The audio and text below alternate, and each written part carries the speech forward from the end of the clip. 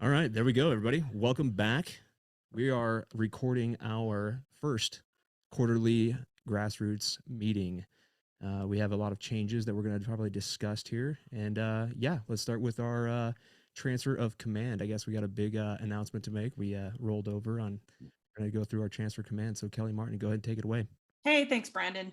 And welcome, everybody. I know it's been a while since we've been able to get together, and sincerely appreciate everybody logging in tonight, because it is an exciting transition and transfer of command for me as well. My name is Kelly Martin, and I am a 35-year wildland firefighter and worked for the U.S. Forest Service and National Park Service, and retired in 2019 as the Chief of Fire and Aviation at Yosemite. I first met Luke Mayfield at the Cohesive Strategy in 2019, and decided at that point that we needed to kind of take matters into our own hand and really work on some really urgent needed workforce reforms. And so that's really how Grassroots was formed 3 years ago. So I just have to tell you how humbled I am to have been the president for the last 2 years and really helping shepherd a lot of the issues that we've been highlighting. And it wouldn't be without all of you. And I'm just super grateful that, through the last, 3 years that we have, that we are getting to this point, or we are at this point with senior leaders, elected officials, and significant media outlets that have really picked up a lot of our stories. The thing that I'm super proud of with both our executive board and our board of directors is we are all volunteer. None of us are getting paid. So your donations really help us out a lot with our website and miscellaneous expenses to keep our Zoom accounts going, and really newsletters and pushing out information to all of you. And I think we'll have more of that a little bit later, but I'm super impressed with the volunteerism of the people that have really come forward that really want to help in this endeavor. But the real success has been your willingness to tell your honest and heartfelt stories about how current workforce issues are affecting you personally, and how this is affecting how existing workforce issues are really affecting your family as well. So this is the cornerstone of our strength that I believe has been very, very successful, is all of you and your willingness to tell your story when we're dealing with these reforms that are now quite active. And I really won't go into that in great detail, but it is very impressive how people throughout both halls of Congress are really very much paying attention to our issues. So super excited about that. As I'm stepping down, I'm still working and engaged with Grassroots Wildland Firefighter on the board. And the work that I'm doing now, I work as the Wildland Firefighter member on the Wildland Fire Mitigation and Management Commission. And there's 3 work groups that I'm working on right now. It's landscapes, response coordination, and workforce. And that won't start until March. So I will be asking all of you, once again, I'll be taking forward a lot of our pillars that we've established with Grassroots, and move that into the commission's work group. So all that will be available to all of you to help me kind of frame some of these issues with the commission members. So with that, I would like to introduce your new executive board of directors. We have President Luke Mayfield, Vice President Reva Duncan, Secretary Bobby Scopa, and Treasurer Jamie England.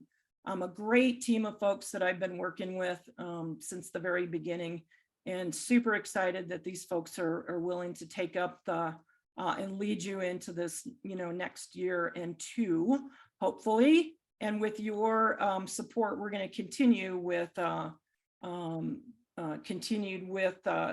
118th Congress, which we know that really significant reforms are coming down the line. So again, without Grassroots, I don't think we'd be at this point. So deep, sincere gratitude to each and every one of you that are here tonight. And I'll turn it back to Brandon.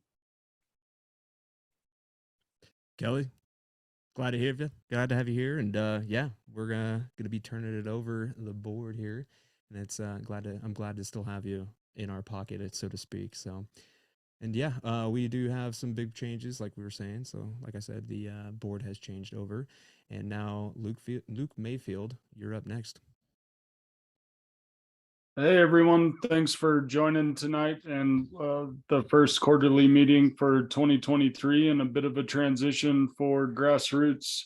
Very thankful for the continued involvement of Kelly Martin, and I cannot express in words the amount of gratitude that I have for Kelly, her involvement and willingness to listen to a couple washed up hotshots propose what we proposed 3 years ago. So again, everyone owes a debt of gratitude to Kelly, and I can't thank you enough.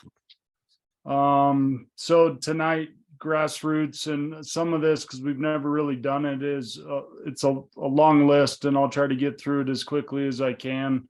But what we built, everyone in this room, the Grassroots community from 2019 to current times. So from Plymouth, Massachusetts, the initial intent was just getting some people together on calls, and to provide a platform that would allow for group advocacy, self-advocacy, community cohesion, and turn this work into a year-round effort, not something that happened while you were on a hillside bitching with your saw buddy or your friend on the crew until you went off to far-reaching places or an awesome ski hill, but something that was a year-round topic and something that turned wildland firefighters into wildland firefighters during an entire year, and not when they were dead or because California was burning on the news. And I think that we've been pretty darn successful, and we're hoping to continue to grow that effort. So again, allowing a platform for advocacy, self-advocacy that allowed for a cohesive grassroots movement to positively affect workforce and system level reforms as they pertain to the four identified pillars. Number two, the intent, is to provide a voice from the field to the Washington office, to the legislative staffs, and to the media, and to provide real and true subject matter expertise to, again, ensure that this is top of mind in a year-round effort, not something that we talk about while we're trying to shade up. So what's changed and what's been accomplished since 2019? And to start this off, we've said it from the beginning, but Grassroots is an organization, and the people that represent Grassroots, we don't take credit for these accomplishments or this influence. It takes everyone. The credit certainly goes to the people in NOMEX, the people that are still employed by the federal land management agencies, a variety of other non-governmental organizations, NIFI, and just multiple folks. This is by no way, shape, or form Grassroots sitting up here and talking about what's been accomplished by Grassroots. It's taken a village, and it's taken cohesion across all spectrums of wildland firefighter advocacy and self-advocacy. So starting out, we thought this would be as easy as getting on some calls and some meetings, and we wrote and drafted a paper called the United States Forest Service and a Paradigm Shift, and we shotgunned that to the Senate Committee for Energy and Natural Resources because I had seen them talk about wildland fire and thought they must be the go-to. Turns out it has become much more complicated than just sending off a piece of paper that you think is a good idea and thinking that people would immediately make change. So that was the first accomplishment, though, the start of Grassroots, and then the onboarding of some few other key members, Brandon Dunham being one, Pete Dutchick right in the beginning of all of this is helping co-found Grassroots. Number two, is terms of accomplishments, is organizational cooperation between the administration.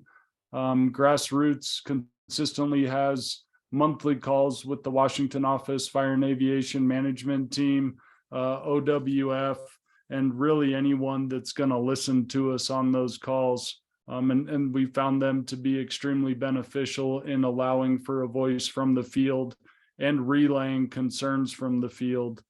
And then organizational cooperation with legislative staffs. I believe the comms team will probably speak to the amount of briefings that have been given and the amount of effort that has been given into communicating and trying to educate legislative staffs on what the true reality is for boots on the ground.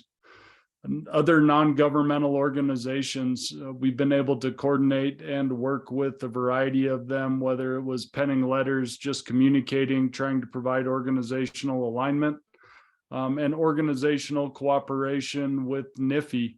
That's been huge. I think that we both assisted each other, and they're doing a fantastic job of jumping on board and advocating for workforce reforms for federal employees. And there's others that I'm sure I'm missing or that didn't name, because I don't know if they want me to name them. But I am very proud of the fact that we've been able to coalesce together regardless of, under one intent and regardless of who wants the credit or anything of the sort. Number 3, I put, because I think this is huge, and I'm not, again, saying we're responsible, but Kelly Martin's seat to the Wildland Fire Mitigation and Management Commission that was mandated per bill. It's awesome to have someone that's been in it from the start of this grassroots, spent 35 years living and breathing and bleeding this job, and is in a position now to influence change in multiple fronts. Number 4, this was huge. The Tim Hart Classification and Pay Parity Act of 2021. Tim's Act has evolved and has or is being addressed administratively and legislatively, which I'll get into. But to clearly state, Tim's Act is the comprehensive foundation of what's needed for individual federal wildland firefighter reform. We don't think that it solves all the problems, but it certainly is what we need to see in terms of individual firefighter reform and support. So accomplishments to date as they relate to the Tim Hart Pay Parity and Classification Act. So through bill, we've had series and classification legislatively mandated. Bill came with a 12-month time frame. The initial intent is fitting round pegs into round holes with pre-existing position descriptions. It did not include what is being referred to as position management or modernizing position descriptions, which we'll get into. Bill also provided, which I'm sure people are aware, the immediate gratification or short-term gratification of a $20,000 pay supplement, which is awesome, but we know there's downfalls to that. It's a supplement. It's had a variety of downstream effects, and the biggest ones being that it doesn't affect your hazard time rate, your overtime rate, your retirement calculations, etc. But it was still a heck of a bonus. So PDs, position management, and PD modernization is what I like to call it, whether or not anyone else does. That is, we know that the intent is there administratively. And when I say administratively, I'm talking about the Washington Office FAM team, OWF. The intent is to add in phase 2 outside of the current classification to modernize position descriptions to truly match the 21st century duties, roles, and responsibilities that exist in comparison to the PDs that are being used that sound like it's 1982 at best.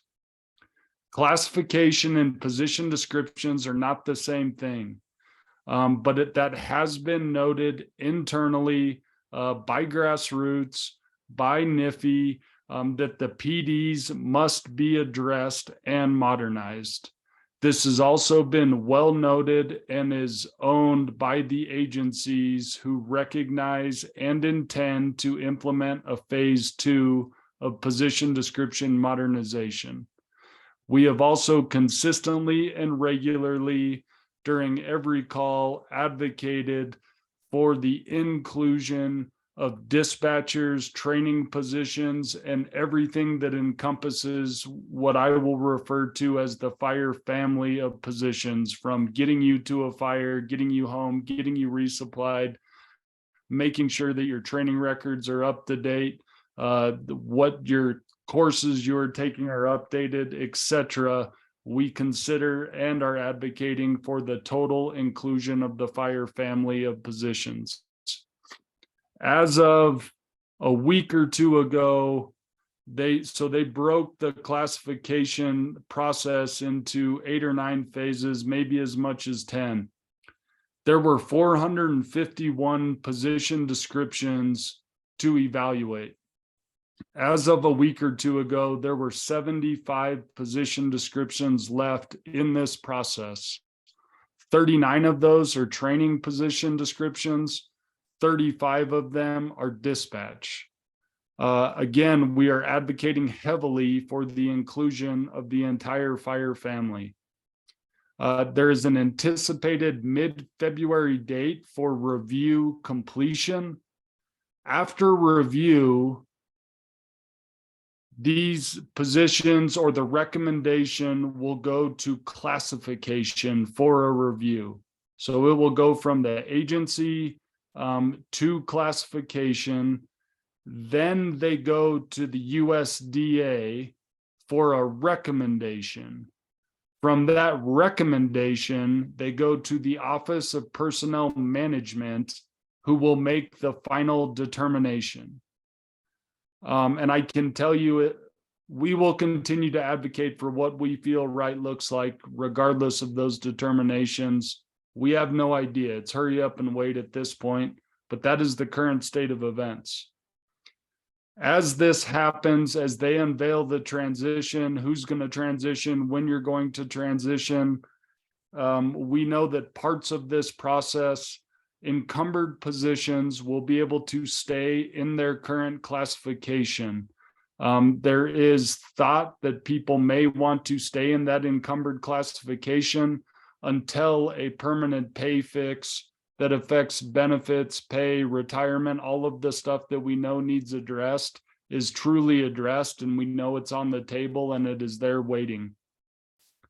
There is still a lot of work to be done to ensure that the work is done, that the work that is done is reflected accurately. This will not be a quick process, especially going into phase 2, position description modernization. It's a big lift. Again, we do believe that there will be a legitimate separate effort to modernize PDs for the 21st century fire service. The Forest Service FAM and OWF, OWF being the voice or representative group for all the Department of Interior bureaus, BLM, Fish and Wildlife, National Park Service, BIA, their voice at the NWCG table are working together and closely to align as much as possible through this process. So just to reiterate, mostly because it's in my notes, this will be tackled after classification and include the following questions and hopefully answers. Are these the right grade? Are the duties described adequately? And do they reflect the current work, roles, and responsibility? PD modernization is the goal. Contemporary PDs that match the 21st century duties and responsibility. We from Grassroots have consistently, and I believe gotten good responses, encouraged communication from the WO to all employees outlining this intent. So the permanent pay fix and what we know. Bill funding is good through 2023. Fiscal year 2023 ends the last day of September in 23. They've spent, I believe, to date 212 million and have roughly 233 million left to get through 2023 with the pay supplement. The administration has committed to a permanent pay fix in the president's budget for fiscal year 24.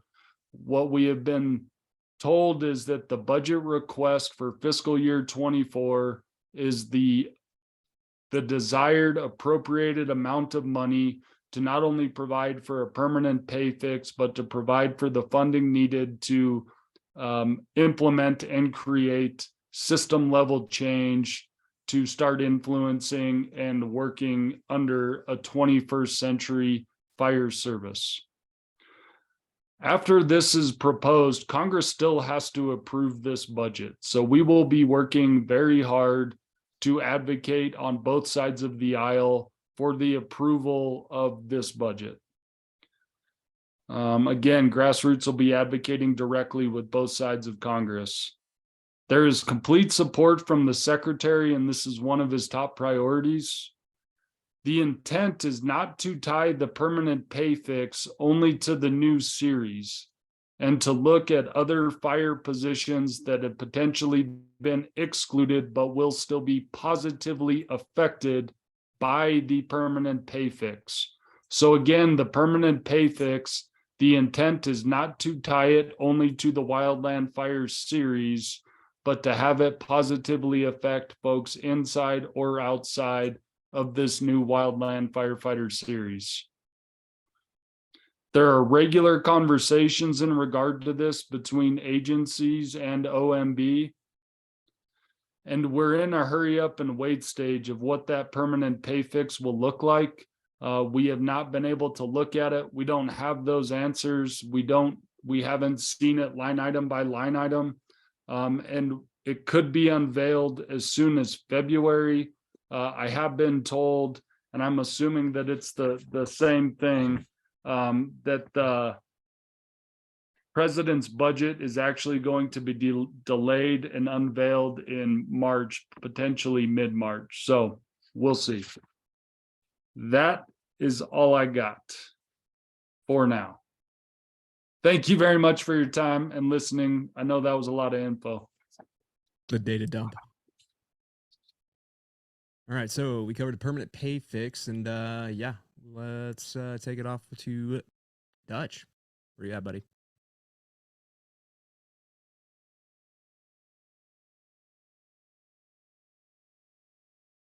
You got me now. We got you. I was about to start asking for Bueller. Hey, everyone. Good to see a lot of familiar names here. And thanks for joining us here tonight. Luke, thanks for the comprehensive update on everything that's going on that front. And so in line with Luke's piece and talking about what we'd call Pillar 2, which is focused on the comprehensive health and well-being of not just the fire workforce, but their families as well. We have set up the Comprehensive Health and Wellbeing Subcommittee. Just to look back over the last 2 years or so, we did establish that in late 2020 and have been working through the last couple of years. I guess just a little bit of background. So again, as Luke mentioned, I've been with Grassroots from the start. And, you know, all of us felt this topic really needed to be addressed. And we broke it down initially into 3 categories. One was mental health. 2 was, exposure to things like carcinogens, smoke exposure, focused on really seeing what we could do to try to find some equitable solutions to some of our state and local partners with presumptive coverages. And the 3rd was OWCP reform. So with all those, if you told me early 2020 that we would be here today with Department of Labor originally this spring, essentially enacting coverages for a multitude of cancers, and some cardiovascular diseases, I would have said you were crazy. But that went through, I believe, on a Tuesday in sometime early spring, and in what I would call a bit of a Hail Mary, last ditch effort. HR 2499, the Firefighter Fairness Act, was passed and codified. All that had been created by Department of Labor administratively, it codified that into law, and that went through in the last days of December. So all these things we talked about on mop-up shifts, having lost several friends very early in their lives to cancer, and had friends that have struggled through beating cancer, to see that go through is a huge success, and really, really pleased to see that progress in what I would call a fairly short time frame. So I just want to thank everyone out here that wrote their legislators and provided support to that. Your voices were heard. And, the next piece to this, we're far from done. We have some coverages that will cover us from cancers and cardiovascular disease. We would like to expand upon that list of cancers. And the other piece to that is trying to prevent it in the first place. So we are working with some researchers and some advocates that have been talking about not just ways to educate the workforce on, how to limit exposure to smoke, but also even looking at some barriers to breathing in smoke, in those instances where it's pretty unbearable, and you just know it's not good for you. So we are working with a few folks to research some respirators that are realistic for the workforce, and are trying to get involved in that discussion.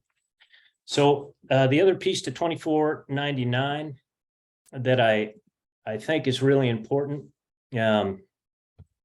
says the bill also requires the Department of Labor to conduct a review to determine whether breast cancer, gynecological cancer, and rhabdomyolysis should be included under the presumption to conduct periodic reviews to determine whether other diseases should be included.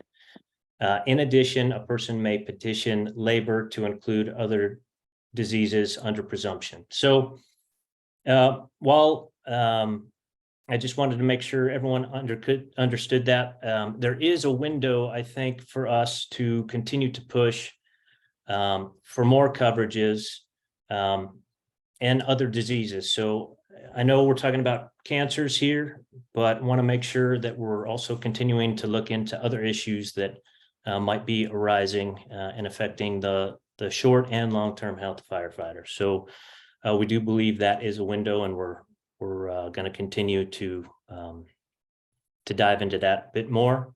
As far as our committee is concerned, we are looking into some ideas as far as putting out some surveys. While there was a multitude of cancers listed that will be covered, a few pieces that were left out of the bill were breast cancer, gynecological cancers, and female reproductive cancers. So, those are ones that we think are really important.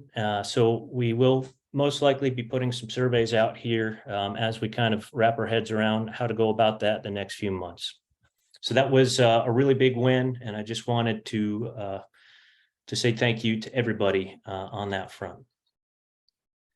The other piece that wanted to cover a bit here, as far as what came out of the bipartisan infrastructure law, was essentially to develop programs with research centered around, comprehensive health and well-being. So through that bill funding, both the Forest Service and Office of Wildland Fire, or DOI, are currently in the developmental stages of creating the Interagency Comprehensive Health and Wellbeing Program. This is huge. I know both agencies are working together on this, and this is really focused on, a paradigm shift of how we take care of our firefighters. So in this stage, and while it's still early, there are some really incredible people within the agency that are working on this, folks that we as Grassroots have the utmost confidence in and trust, and have been part of trying to help wildland firefighters for most of their careers. So huge thanks to all those folks internally that are working on this. And as far as where they're at right now, they're working to gather data and strategically bringing people together to develop this program, specifically looking to make sure that firefighters throughout all the land management agencies, along with some non-government agencies that can provide a different perspective of expertise, they're looking essentially to bring everyone to the table, to get everyone engaged, and to have working groups pushing to help develop this program. It does sound like sometime in April, they will be having a comprehensive health and well-being summit that is going to be sponsored by the agencies, bringing a lot of these folks together, which again is just a huge step. I guess a piece that really brought me into this realm was, again, having lost so many friends and seeing people suffer over the years. At times it can be infuriating, it can be saddening, and it can create anger. And I would say, from what we've seen, I'm hopeful. And I also understand that this is going to take some time, especially when we're talking about mental health. It's complex on its own.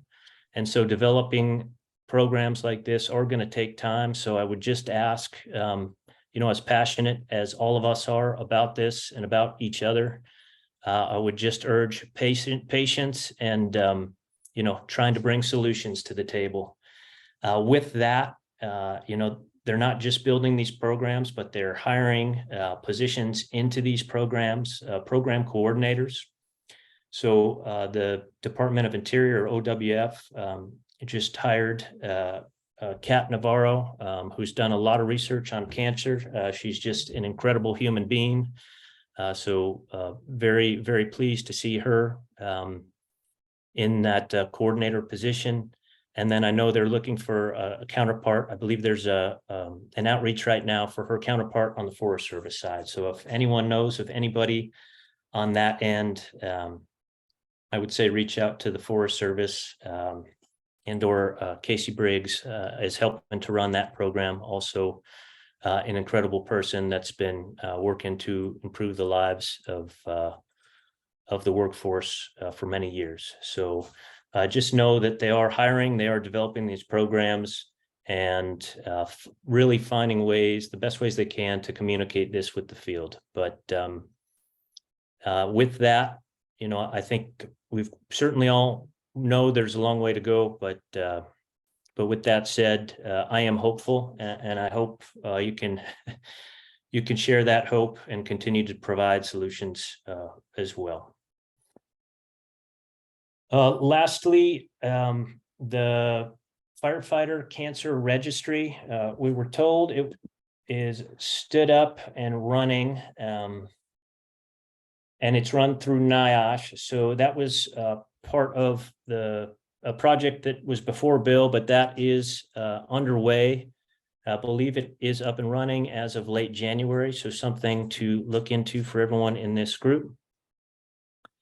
And then I would just say, the last piece to all of this is these topics are complex, but a large portion of that is not just getting things instituted, but a cultural shift. And I can see that. The education is there. We never talked about this stuff 10 years ago, and now it's being taught in the academies. It's being taught in leadership classes. And so I urge you all to keep bringing these things up. Talk about smoke exposure, how to stay safe, talk about mental health, talk about them when you meet new firefighters. That's how the cultural shift happens. And we are seeing that internally. So those are the bulk of our updates right now, as far as comprehensive health and well-being.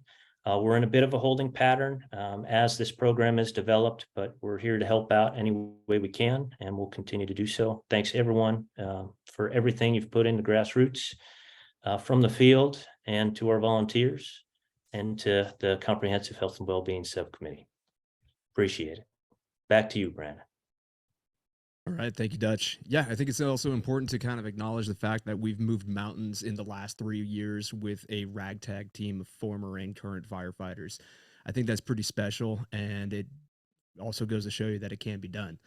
And let's keep in mind that what Dutch was saying there, Rome wasn't built in a day, but we sure as hell have given it a pretty good couple rounds for these last couple of years. So thank you for all your hard work, and keep writing your senators and making the tools of change possible by writing everybody and making awareness out there. Moving on, we've got Reva Duncan up next. Take it away, Reva. Thanks, Brandon.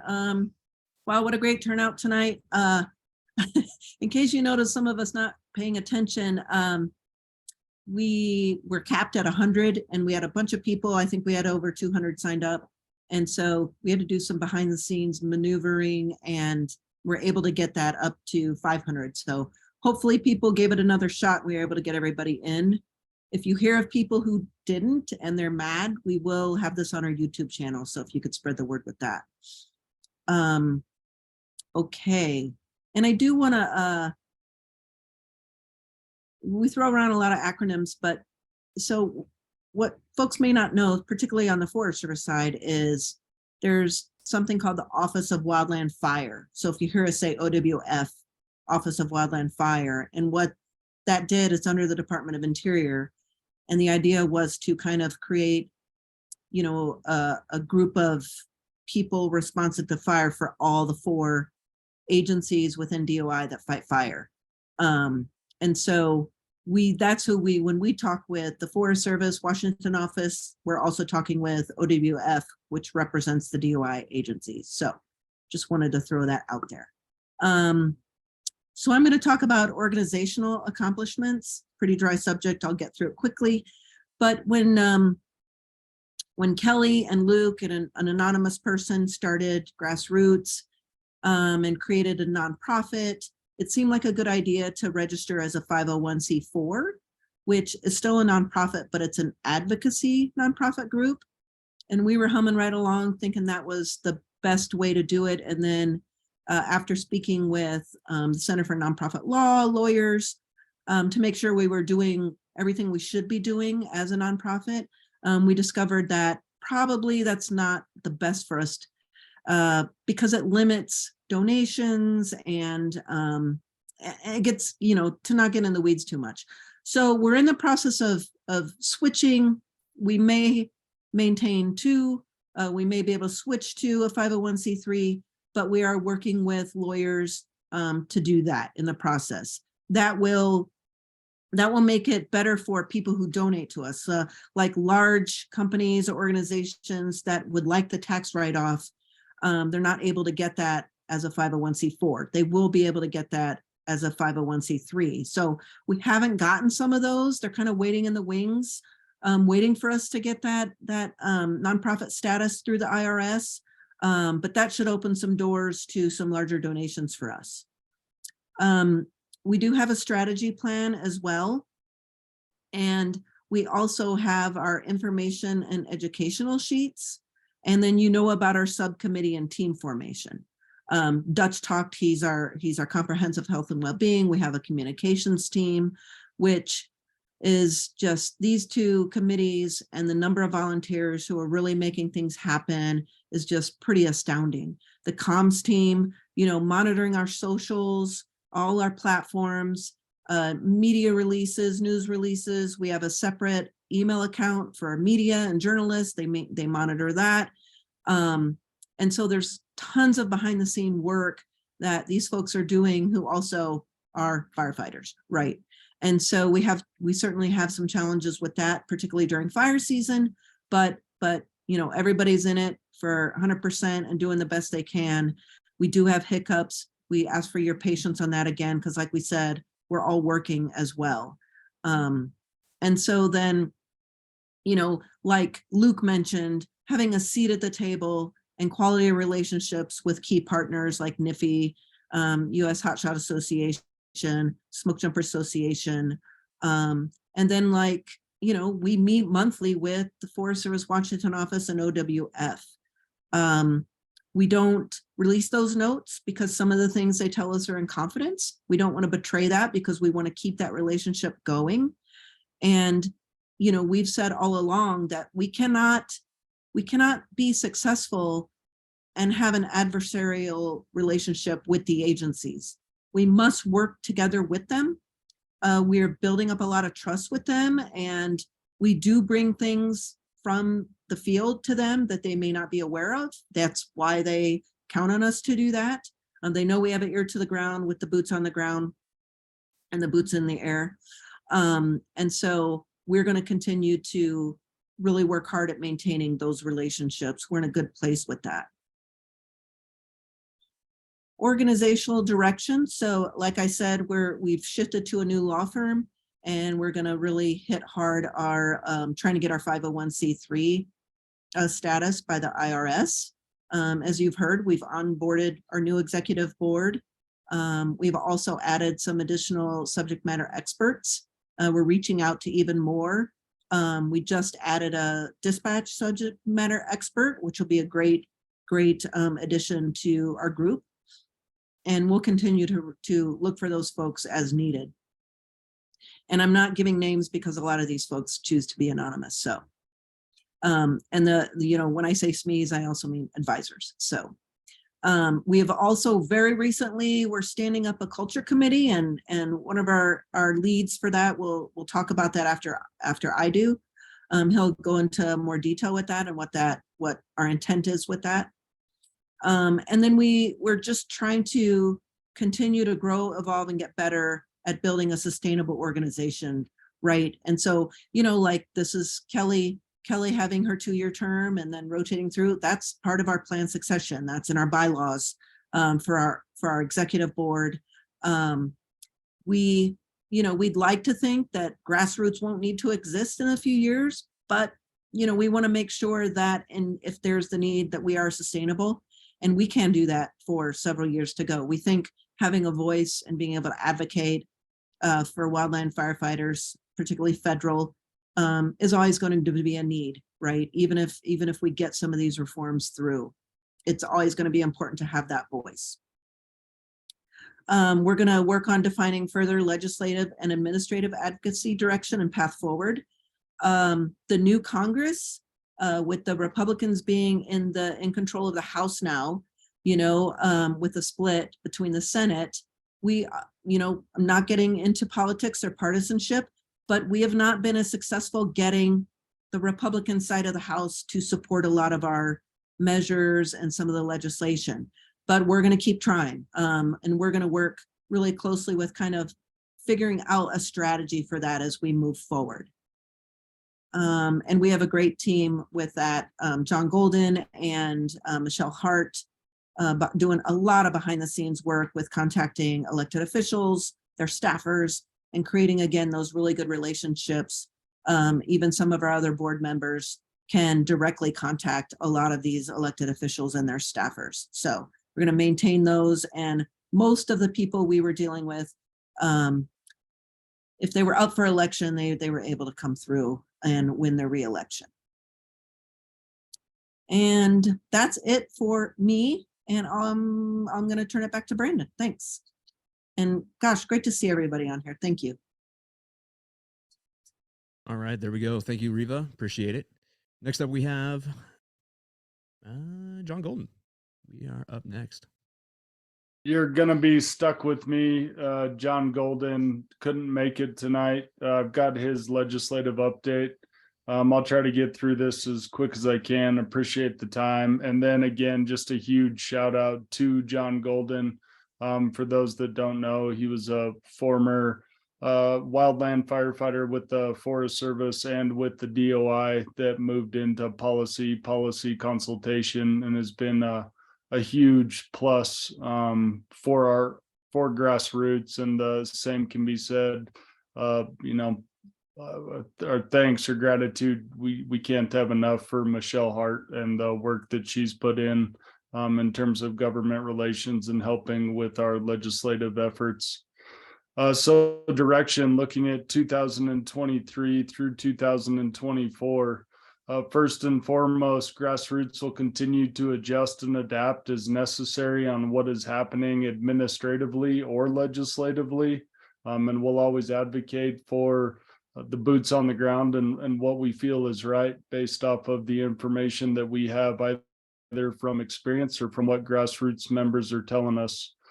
We will be physical health, the presumptive care, the federal firefighter Fairness Act that was passed by NDAA. Dutch touched on this, but further refinement and advocacy for any missing illnesses not currently listed. An example of that is listed coverages and missing coverages in that bill were sent directly to the legislative staff for Representative Westerman on the Republican side just this past week. And we do expect that's something that we can add to and refine and make whole. It is an amazing piece of legislation. Let's see. So a multi-organizational approach to system level change as it pertains to Pillar 4. Pillar 4 is listed as a national fire service. We look at this two ways, either the internal creation and capability to create a fire service within existing agencies or the potential need for a national fire service. As part of this, or one of the steps that we'll be looking at, our interior and agricultural appropriation request, standardized budget direction and appropriated money intended to eliminate haves and have-nots throughout the Wildland Fire Service. And I'll get more into that as well. And then the heaviest lift is the retirement benefits. So the missing pieces of Tim's Act that are not currently being addressed administratively or legislatively, topics such as portal to portal pay.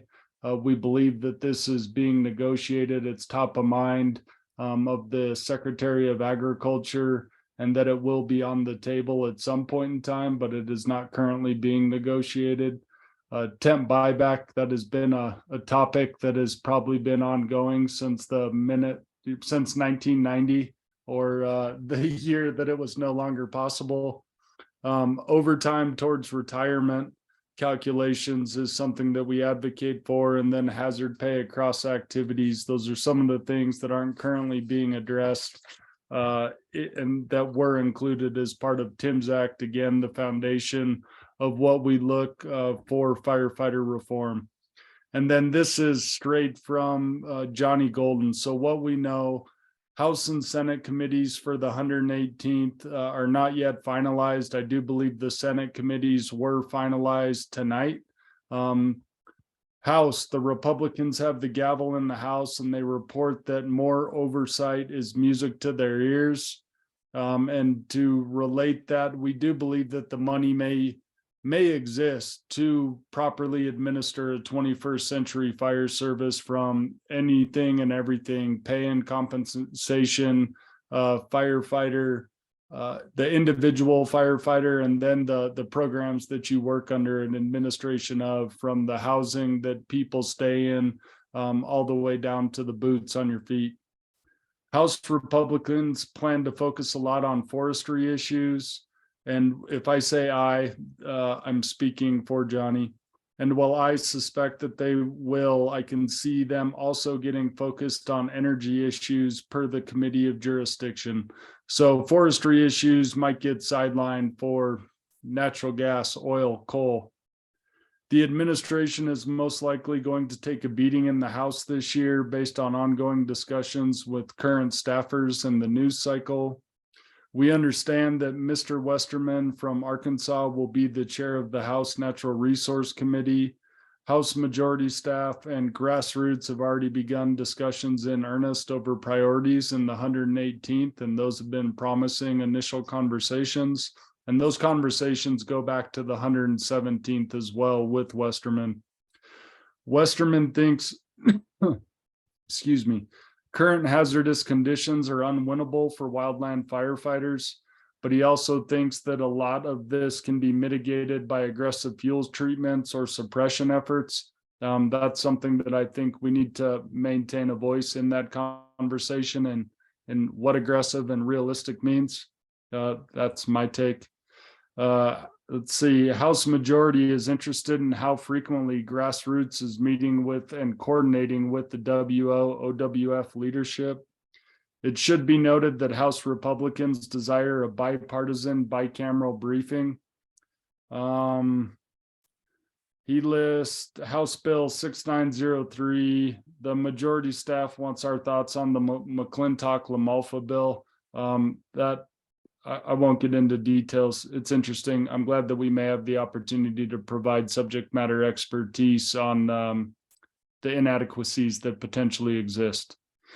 Congressman Nagoose, who introduced Tim Hart Pay Parity and Classification Act and is certainly a champion of wildland firefighters, has been in touch and understands Grassroots priorities.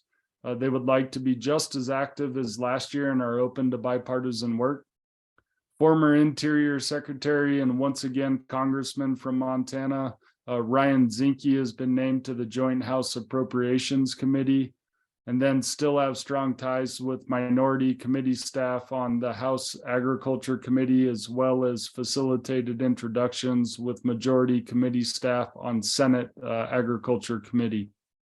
On the Senate side, believe that Senator Manchin is still going to be the chair for the Senate Energy and Natural Resource Committee, which we also have close ties to. Could see the Energy and Natural Resource Committee being tougher with the U.S. Forest Service and hopefully the Interior. Based off of the money that's been appropriated, they are probably going to start asking what that money's doing for them. Patty Murray will now chair the Senate Appropriations Committee. Another plus. In regard to the debt limit, real implications of proposed budget cuts could become another issue for wildland firefighters, as well as a host of other critical USGS personnel around September 30th, the end of the fiscal year.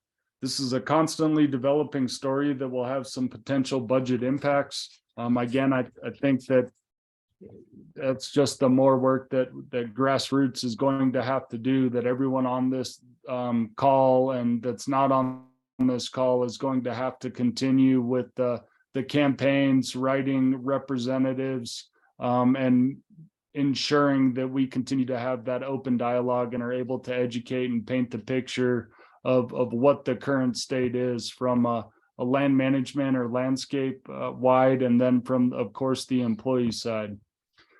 So last, and this goes back to kind of that legislative direction, and we spoke about this today, but really what we want to do immediately within the next month and always and throughout, but is ensure that people are educated administratively, legislatively, that the first order of action that needs to always be considered and taken as the number one priority is taking care of the existing workforce before we try to increase capacity.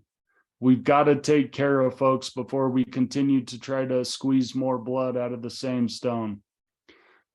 Advocate and communicate the need for support for the president's budget for fiscal year 24 for preparedness, salaries, expenses, and suppression.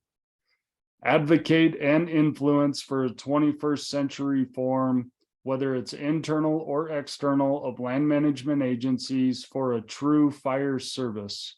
And he put in quotations, we think that the money very well may be there, but the budget, sorry, I probably am going to say this for anyone that's listening, but the budget modernization isn't that modern. And open up the budgets for more oversight and true accountability for these programs. Yeah, and I'll leave it at that. Copy Thank you. that.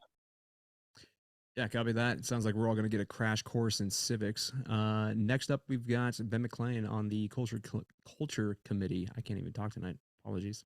Ben, take it away.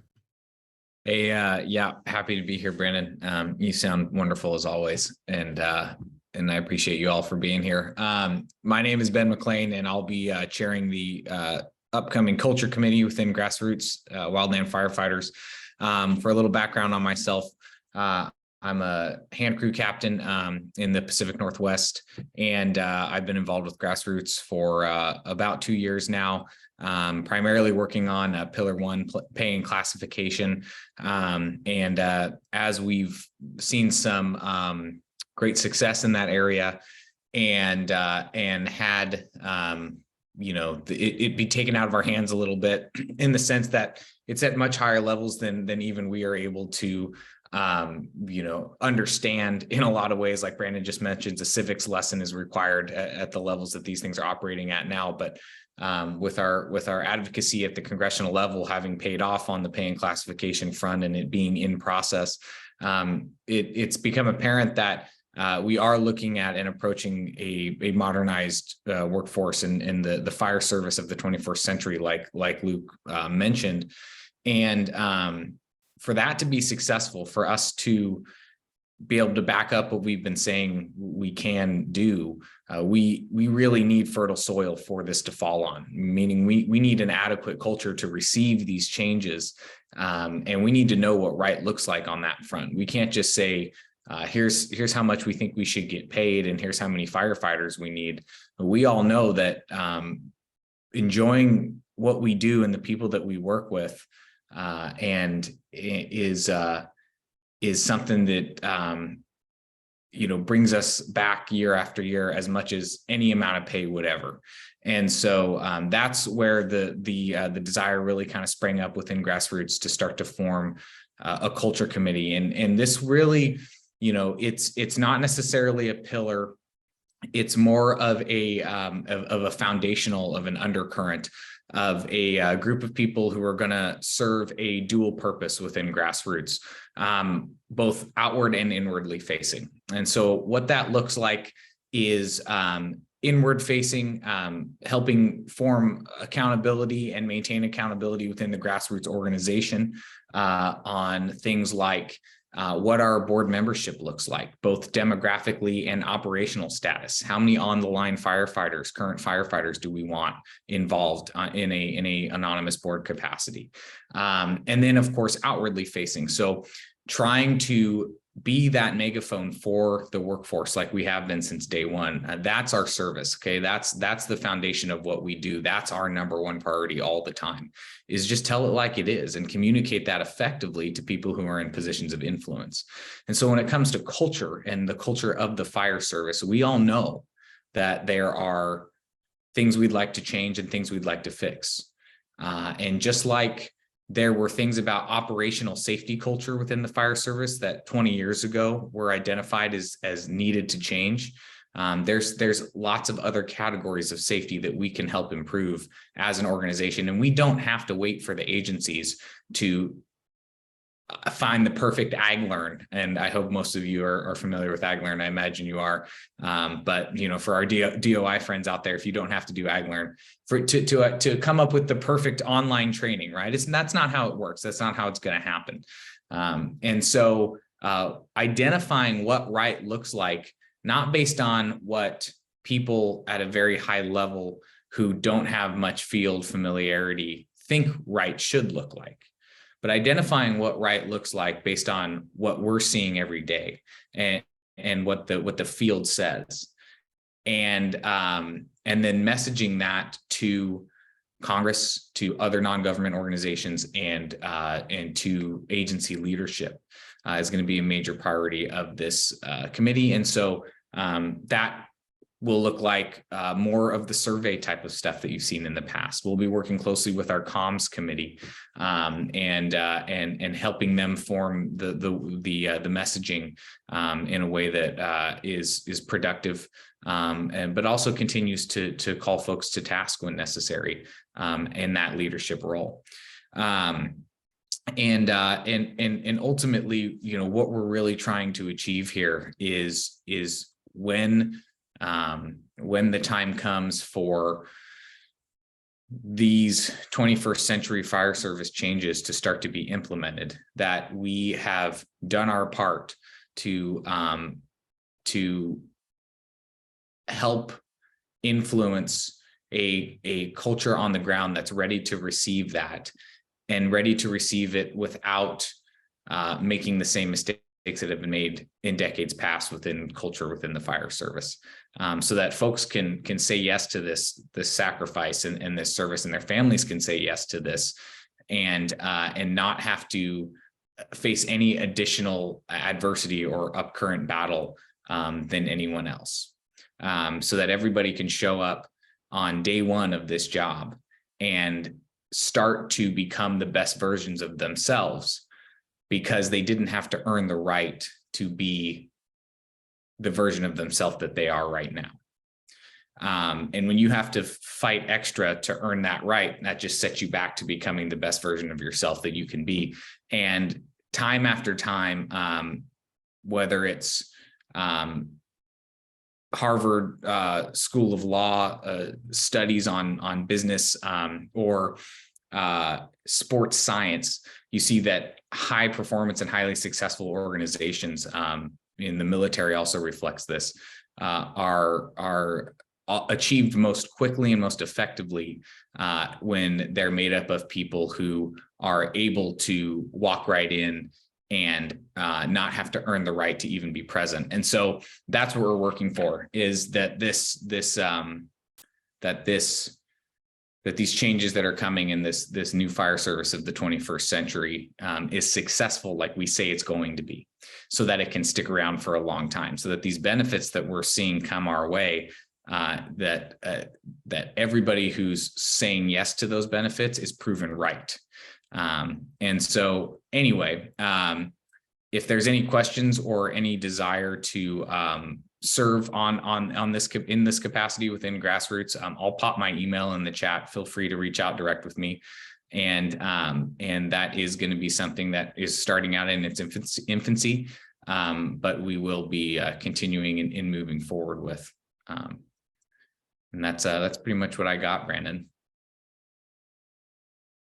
Copy that. Well, thank you for your updates. Next up, we have the comms and social media updates. Go ahead, All David. right. Hey, everyone. This is Grassroots Comms team. I want to start off by saying thank you to the 11 anonymous members of the comms team. You know who you are. You've been with us now for almost 2.5 years, putting out all those good products that we have, trying to communicate to the workforce. And next, I want to say thank you to the workforce, to the people that are on this call. It's the people that are on this call who have been participating in all of our online campaigns, signing up for our e-newsletter, and attending these meetings.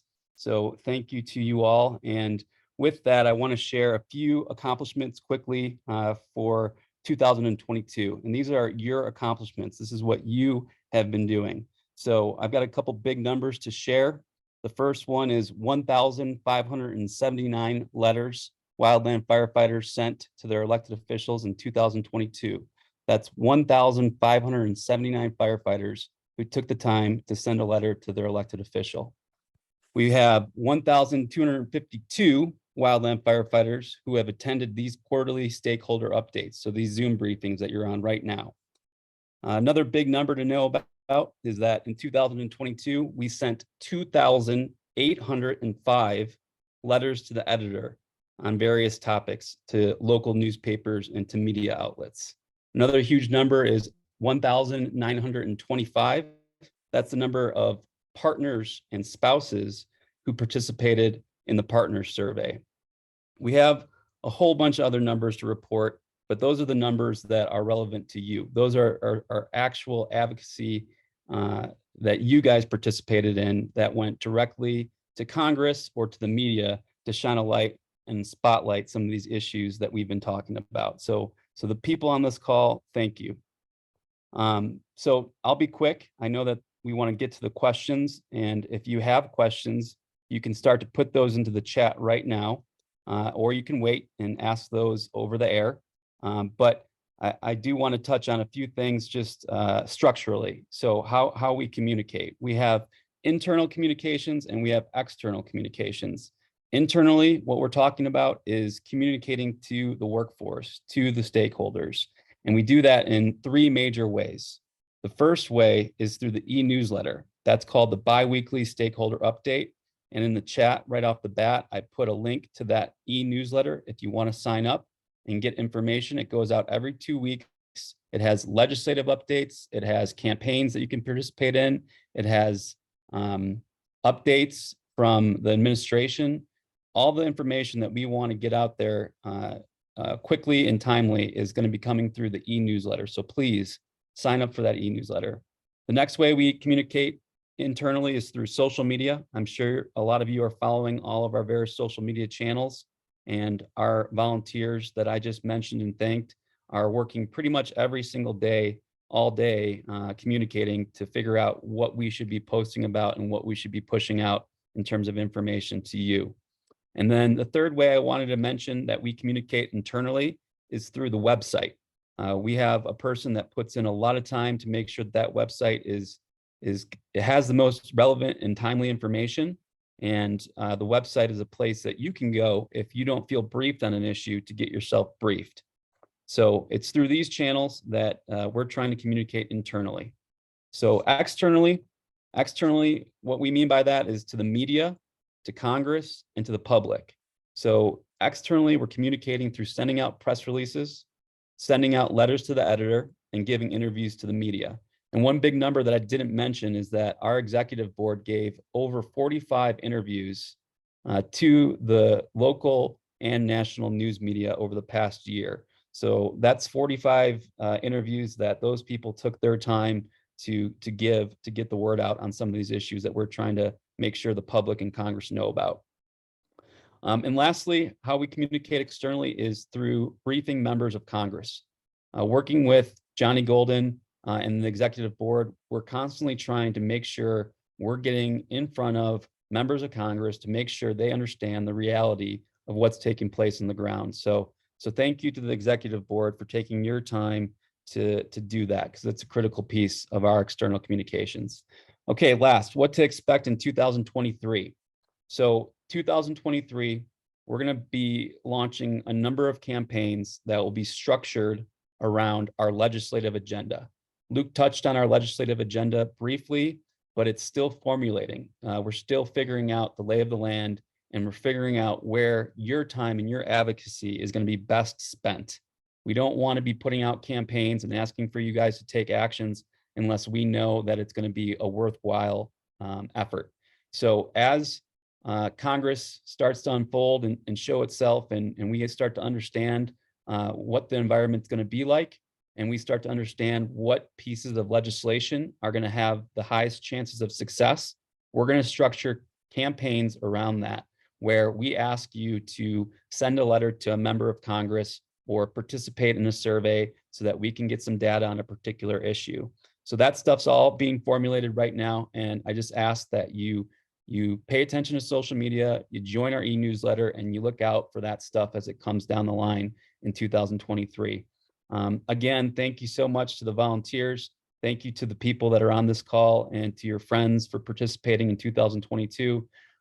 We just did a ton of communications, and we couldn't have done it without the people on this call. Thanks a lot, and I'll send it back to Brandon. All right, thank you for the updates. And last but not least, on the recorded portions of the updates of this quarterly meeting, we've got the website update. Go ahead and take it away. Okay, yeah, let's go over the website. A lot of you guys already know all about it, but we'll just start over from scratch so everybody can kind of get a understanding of where we're at. You guys got my screen? Yep, got it. Okay, cool. So yeah, this is the website. We pretty much built it, because a lot of wildland firefighters, just it's hard to get information consolidated. So this website's really for all of us to kind of figure out what's going on and a place to come and get good information. So like on the front page here, you can see that, we have an announcement with the board of directors, and we put a letter there. You can read about the new Firefighter Fairness Act. And then you can see a letter we wrote with NIFI and the U.S. Hotshot Association about administrative changes we want the Forest Service and DOI to implement. So you can kind of like check that out. I don't want to go read it all, but it's a pretty it's a cool website. And then this is kind of about us. We have our pillars, pillar 1, 2, 3, and 4. You could read through, and then some more news, and then we've got remembering Tim Hart. And so for partner spouses, we have a kind of survey results. We have what Tim's Act is, what's going on with that. We have a media guide for federal employees. I think it's really good. If you do interviews or not through official channels, but say a member of the media wants to talk to you about an interview, you can check this out. And it's the best information that we have for how to, approach the media and what you can and can't do, without getting in trouble with your employer. We have a survey going on, equipment and facilities, kind of like a housing thing. And then, so from there, we have a, partner spouse resources. We have what's going on, like any kind of legislation. We need to update this in the new Congress, but any kind of legislation that's going on, you can read about it here. Talks about Tim's Act, the HR 5118, the infrastructure bill. If you want to learn more about the infrastructure stuff, you can check out the bill text, the website, and kind of go through all the information that the Forest Service and DOI put out on the pay supplement, what's going on with the classification. And then this is kind of the stuff in the bill. Like, I think, one thing was just kind of a landing spot to figure out what's going on with legislation. Issues, the new one we have up is injuries. So I think this is something that's super cool. The agency should really be presenting this, but we got this from NIFI, and it's 284 slides, PowerPoint slides, and it basically just goes over how workers' comp works. And really, it's something that every employee should check out. And if you get injured, definitely come back and check this out before you get too deep into your injury process. And it's really going to help you have a better outcome and understand what's going on.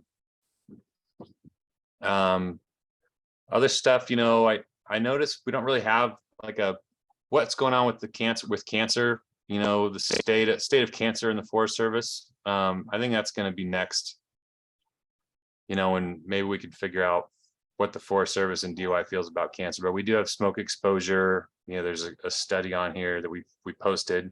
It's really interesting. So there's some issues. You can check that out. There's Get Involved. That is the Get Involved page is our You Join campaigns. And so if you want to tell your elected official about Tim's Act, that's the only one we have going right now. And again, we need to update this for the new Congress, but you can write a letter and it goes to your representative and your representative and your 2 senators. Other stuff. Yeah. So then contact, this is a good one. So if you want to get our newsletter, it's right here. You can fill this out. The only thing you need to fill out is what's starred. So we don't need your zip code, your state. It's kind of like if you want to tell us you work for the Forest Service, where you're at it. It gives us a little more data if we want to send an email to that forest, but we're not really at that capacity. So really we just want your name and email. And then if you want to put a message on there, you can. If you want to send us an email, so there's just contact us right there. And this just goes straight to our inbox. And you can write about whatever you want. If you have, some documents you want to share that you got passed to you and you think it's worth sharing with us, go for it. Or any other thing that comes up, we'll try to answer it with the capacity that we have. Our press site, it's funny because we started doing this press site and it was manageable, but it's a good problem to have, but we've had so much press that it's like we just had to stop updating it because it just, with all of us being volunteers and working, it just got out of control. So about us, you'll get our mission statement, the team that we have. I need to update this with the new board. We talked about organizations that we work well with and we respect, Wildland Firefighter Foundation, all these guys here. And then our monthly updates. So the video will be on here later tonight, probably. We might be missing one, I guess, but all our YouTube videos go up here, or they're on our YouTube site. So if you go back to the homepage, you can get to our Twitter, our Instagram, our Facebook, our YouTube, and then there's an email link as well. I think the last thing I wanted to touch on is, two more things. So we have a donations link. So here's the donate button here. And I think there's one that floats around. Yep. So if you click on this, this is how you can make a donation.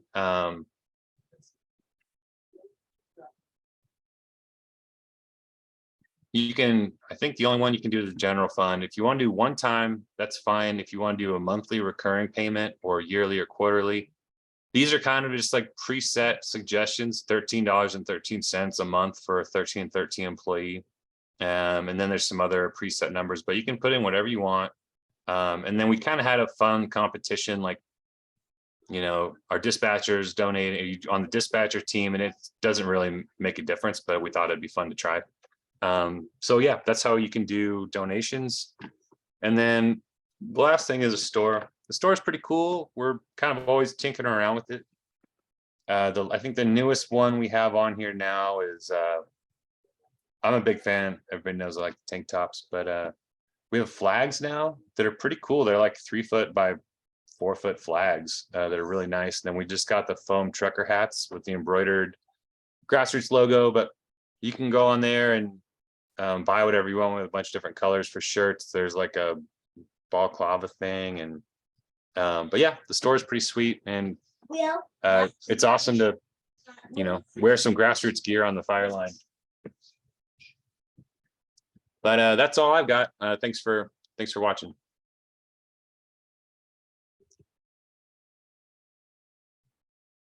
All right. Well, we're going to move on, and we're going to conclude this meeting. I'm pretty sure we have covered all of the things in our agenda tonight.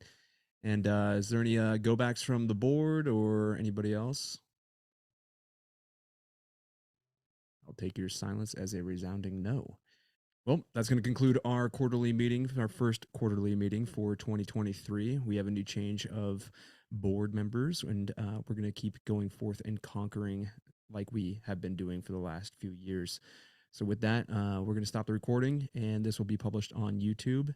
And thank you, everybody, for showing up and joining us. We're going to go to Q&A. Don't leave, though. Don't tell people not to leave. Well, don't leave. We're doing the Q&A now, and that's not going to be recorded, which is kind of nice because, well, you get a lot more truth out of people with anonymity. So let's go into that. Hey, Brandon, I just thought I'd ask, Bobby wants to introduce herself since she's a new executive board member. Yeah, take it away. Bobby.